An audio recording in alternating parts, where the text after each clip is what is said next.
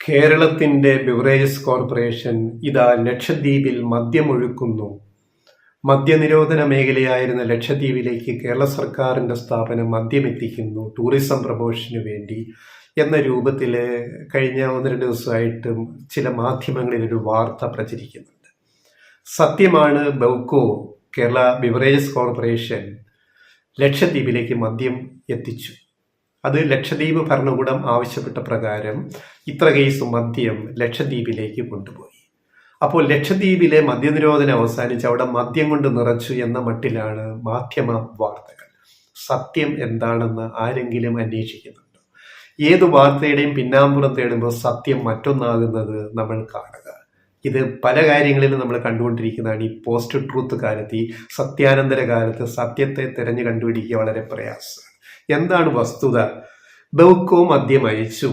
അവിടുത്തെ ഭരണകൂടം കേന്ദ്ര ഭരണ പ്രദേശമാണ് ലക്ഷദ്വീപ്. ലക്ഷദ്വീപിലെ കേന്ദ്ര ഭരണകൂടം അവരുടെ സംവിധാനം ആവശ്യപ്പെട്ട പ്രകാരം 21 ലക്ഷം രൂപയുടെ മദ്യം, അതിൽ ബിയറുണ്ട്, ബിയറാണ് ഏറ്റവും കൂടുതൽ, 215 കേസ് ബിയർ, 39 കേസ് ഇന്ത്യൻ നിർമ്മിത വിദേശ മദ്യം, പിന്നെ 13 കേസ് വിദേശത്തുണ്ടാക്കിയ മദ്യം ഇറക്കുമതി ചെയ്ത്. ഇത്രയും മദ്യമാണ് മൊത്തത്തിൽ 267 കേസുകളാണ് ഈ 21 ലക്ഷം രൂപയ്ക്ക് ബിവറേജ് കോർപ്പറേഷൻ കേരളം ലക്ഷദ്വീപിൽ എത്തിച്ചത്.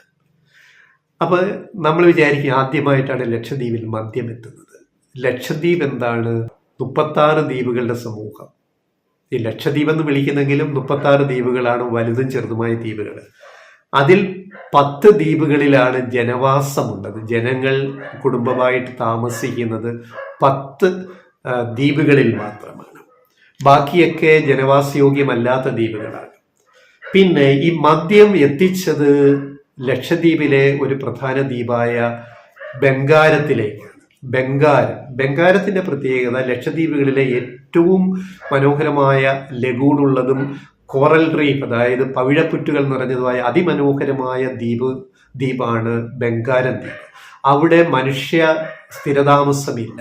അതൊരു ടൂറിസ്റ്റ് പ്ലേസ് മാത്രമാണ്. അവിടെ ഹട്ടുകളും അതുപോലെ കോട്ടേജുകളും അങ്ങനെ ടൂറിസ്റ്റുകൾക്ക്, വിനോദസഞ്ചാരികൾക്ക് വന്ന് താമസിക്കാനുള്ള സംവിധാനങ്ങളാണ് ബംഗാരത്തുള്ളതെങ്കിൽ മറ്റ് 10 ദ്വീപുകളിലാണ് ജനവാസമുള്ളത്. മിനിക്കോയും കവരത്തിയും ഉൾപ്പെടെ, ഏറ്റവും വലിയ ദ്വീപുകളായ കവരത്തിയും മിനിക്കോയും ഉൾപ്പെടെ 10 ദ്വീപുകളിൽ അവിടെ നിലവിൽ ഇപ്പോഴും മദ്യനിരോധനം തന്നെയാണ്. ആ 10 ദ്വീപുകളിൽ മദ്യം ലഭ്യമല്ല. ജനസംഖ്യയുടെ ഭൂരിപക്ഷവും മുസ്ലിം സമൂഹം ജീവിക്കുന്ന ഈ ദ്വീപുകളിൽ മദ്യം ലഭ്യമല്ല. അന്നും ഇന്നും എന്നും. അന്നും ബംഗാരത്ത് മദ്യമുണ്ട്. 1974 ഇന്ദിരാഗാന്ധി പ്രധാനമന്ത്രിയായി വന്ന ശേഷമുള്ള ആ ഒരു ടൂറിസ്റ്റ് സ്പോട്ട്, ഒരു ടൂറിസം സെന്ററായിട്ട് ബംഗാരത്തെ വികസിപ്പിച്ചെടുത്തത് മുതൽ അന്നു മുതൽ ബംഗാരത്ത് മദ്യം വിളമ്പുന്നുണ്ട്, ഒറ്റ ദ്വീപിൽ മാത്രം. അത് ടൂറിസ്റ്റുകൾക്ക് വേണ്ടിയാണ്, വിദേശികളും സ്വദേശികളുമായ ടൂറിസ്റ്റുകൾക്ക് വേണ്ടി. അവിടേക്ക് ഹെലികോപ്റ്റർ സർവീസ് ഉണ്ട്. ചെറിയ ദ്വീപാണ്, വലിയ വിമാനത്താവളം പണിയാൻ പറ്റില്ല. അപ്പൊ അന്നു മുതലേ അവിടെ മദ്യം വരുന്നു, പുതിയ കാര്യമല്ല. അന്നും ഇന്നും അടുത്ത കാലം വരെ മദ്യം കൊണ്ടുവന്നത് മറ്റ് സ്ഥലങ്ങളിൽ നിന്ന്, കേന്ദ്രം തന്നെ അവരുടെ സൗകര്യങ്ങളിൽ നിന്ന് മദ്യം അവിടെ എത്തിച്ചു.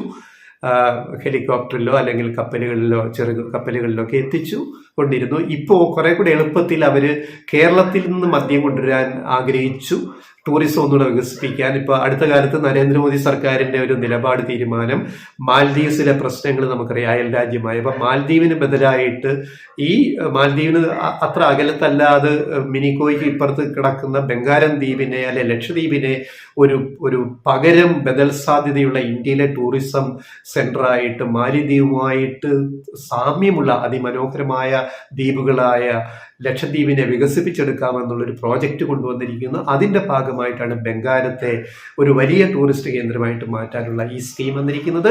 അതിന്റെ ഭാഗമായിട്ടാണ് ബെവ്കോയിന്ന്, കേരളത്തിന്റെ മദ്യ വിതരണ സ്ഥാപനമായ വിപണന സ്ഥാപനമായ ബെവ്കോയിന്ന് ബംഗാരത്തേക്ക് മദ്യം കൊണ്ടുപോയത്. ഇതാണ് ഇതിന്റെ വസ്തുത.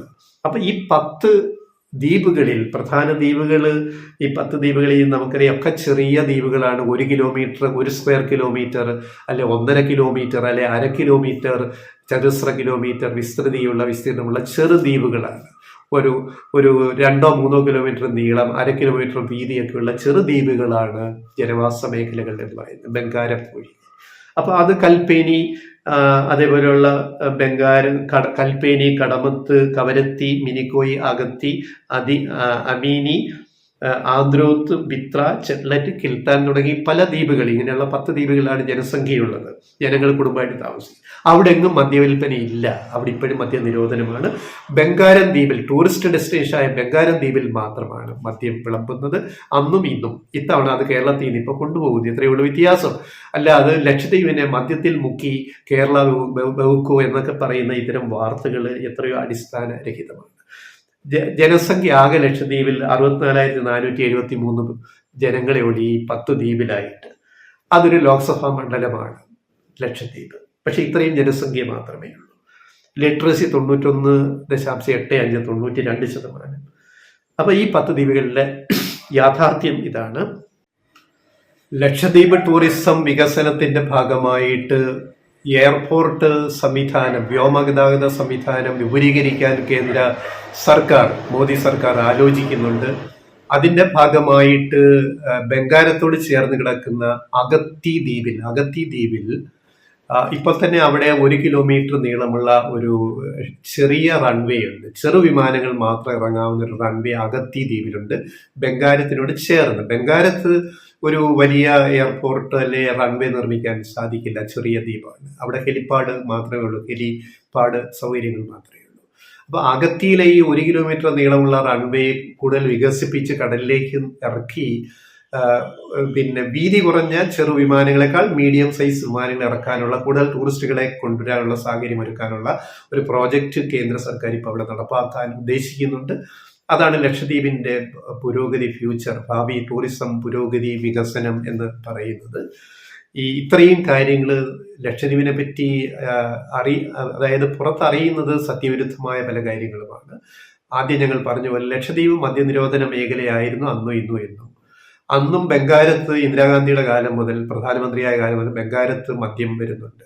ടൂറിസ്റ്റുകൾക്ക് അവിടെ മദ്യം വിളമ്പുന്നുണ്ട്, ഇപ്പോഴും വിളമ്പുന്നുണ്ട്. അതിപ്പോൾ കേരളത്തിൽ നിന്നാക്കി എന്നൊരു വസ്തുത മാത്രമേ ഇതിനകത്തുള്ളൂ. ഇത്ര ആധികാരികമായിട്ട് ഞാൻ പറയേണ്ടി വന്നത് ലക്ഷദ്വീപിൽ ഒരു മാധ്യമ പ്രവർത്തകൻ എന്ന നിലയിൽ 1-ലധികം തവണ 2 തവണ ലക്ഷദ്വീപിൽ പോവുകയും ഈ എല്ലാ ദ്വീപുകളിലും യാത്ര ചെയ്യുകയും അവിടെ ഒരാഴ്ചയോളം ചെലവഴിക്കുകയും ചെയ്ത ഒരാളെന്ന നിലയിൽ, ഒരു മാധ്യമ പ്രവർത്തകൻ എന്ന നിലയിൽ അവിടുത്തെ കാര്യങ്ങളെല്ലാം നേരിട്ടറിയാവുന്നത് കൊണ്ടാണ് ഇക്കാര്യം ഇവിടെ പറയേണ്ടി വരുന്നത്. പിന്നെ കൊലപാതക കേസുകളൊന്നുമില്ലാത്ത ഒരു നാടാണ് ലക്ഷദ്വീപ്. ലക്ഷദ്വീപിലെ ഒരു പോലീസ് സ്റ്റേഷനിലും കൊലപാതക കേസ് എൻ്റെ അറിവിലില്ല, അന്ന് വരെ ഞങ്ങൾ പോകുമ്പോൾ അന്വേഷിക്കുന്നവരെ. കാരണം അത്തരം കുറ്റകൃത്യങ്ങളൊന്നും ഇല്ലാത്ത ഒരു നാടാണ് ലക്ഷദ്വീപ് എന്നുള്ളത് നമ്മൾ മനസ്സിലാക്കുക. ലക്ഷദ്വീപിലെ ഒരു ദ്വീപിലും കാര്യമായ കുറ്റകൃത്യങ്ങളൊന്നും റിപ്പോർട്ട് ചെയ്യാറില്ല എന്നതും വസ്തുതയാണ്. പോലീസ് സ്റ്റേഷനുണ്ട്, നിയമ സംവിധാനമുണ്ട്, പക്ഷേ കൊലപാതക കേസുകളൊന്നും അവിടെ ഇല്ല. ചെറിയ അടിപിടി കേസുകൾ മാത്രം റിപ്പോർട്ട് ചെയ്യുന്ന ഒരു സംവിധാനമാണ് ലക്ഷദ്വീപിലുള്ളത്.